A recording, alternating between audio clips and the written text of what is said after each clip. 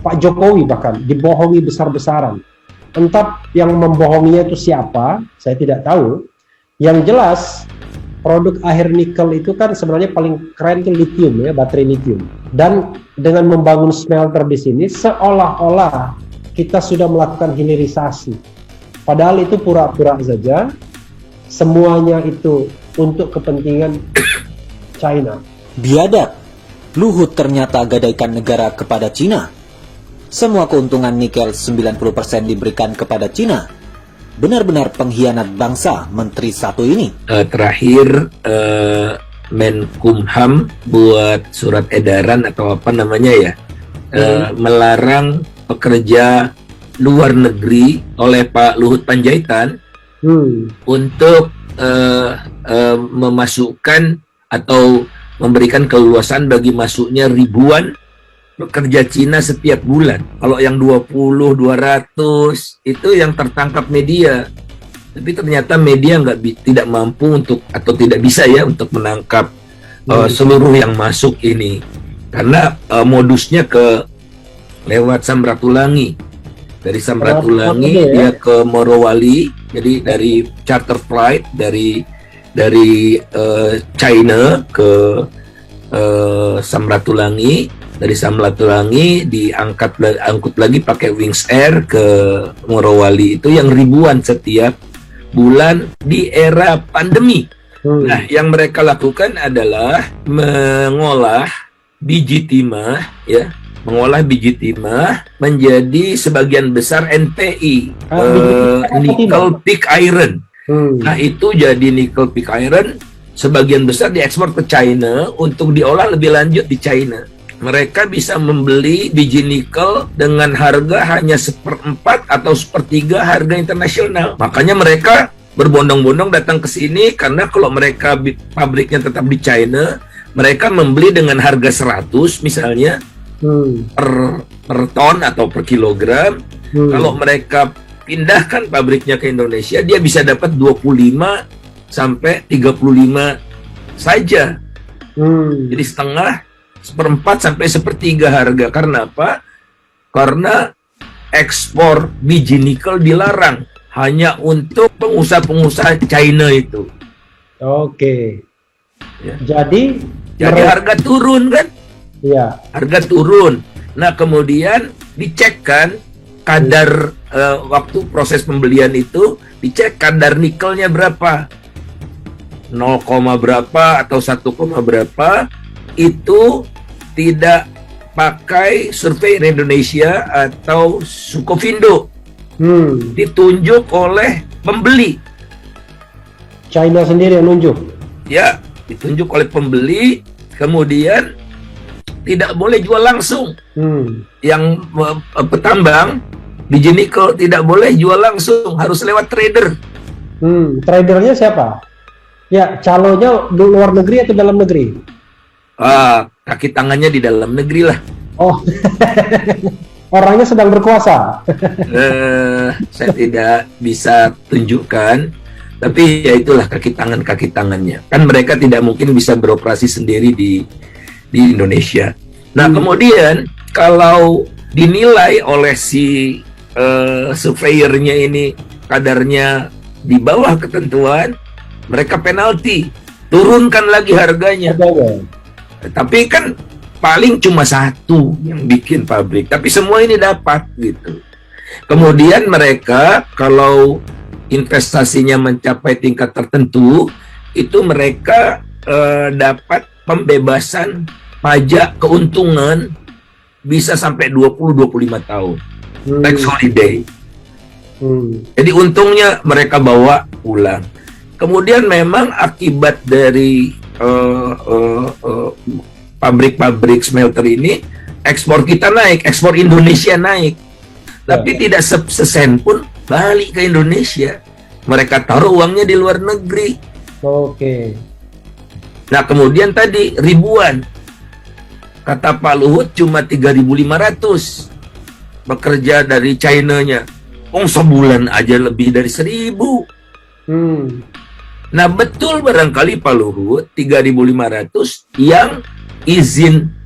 yang memiliki izin pekerja. sebagian besar tidak memiliki izin pekerja. Mereka pakai visa kunjungan. Mereka tidak bayar yang $100 per orang per jabatan itu kan. Orang asing itu kan untuk nanti kita gunakan untuk pelatihan dan sebagainya dan sebagainya. Dan gaji mereka juga mereka utuh ya, karena gaji mereka dibayar di keluarganya di China. Jadi mereka tidak punya efek belanja ke warga sekitarnya, karena mereka bawa juru masak sendiri, bawa tukang kebun sendiri, dan sebagainya itu. Jadi orang yang datang bekerja itu bukanlah tenaga ahli, ada tenaga ahlinya sedikit, tapi yang banyak adalah tukang kebun, satpam, supir forklift ya, seperti itu. Datanya ada semua pada saya. Oke. Abang dapat data dari mana, Bang? Oh, sumber saya kan banyak ya, dari China sendiri. Oke. Kan di China Ini juga mereka perorangan tidak atau indep ini, dipakai. Ini indep atau abang perorangan? Pribadi, saya tidak melibatkan siapapun. Sekretaris pun tidak saya libatkan. Jadi kalau abang ngomongnya ini, abang bisa pertanggungjawabkan datanya ya?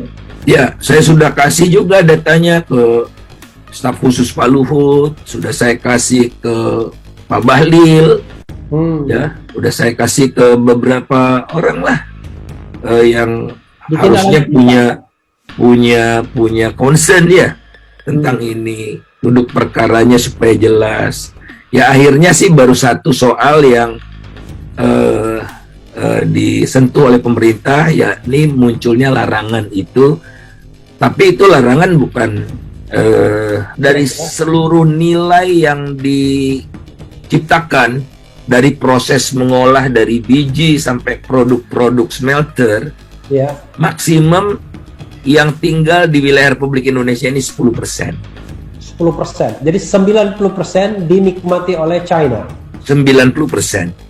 Jadi Indonesia dijadikan ekstensi dari China untuk mendukung industrialisasi di China. Oke, jadi tidak benar kalau investasi itu membantu Indonesia, kecuali 10% tadi. 10%. Jadi ya bantuan juga 10%.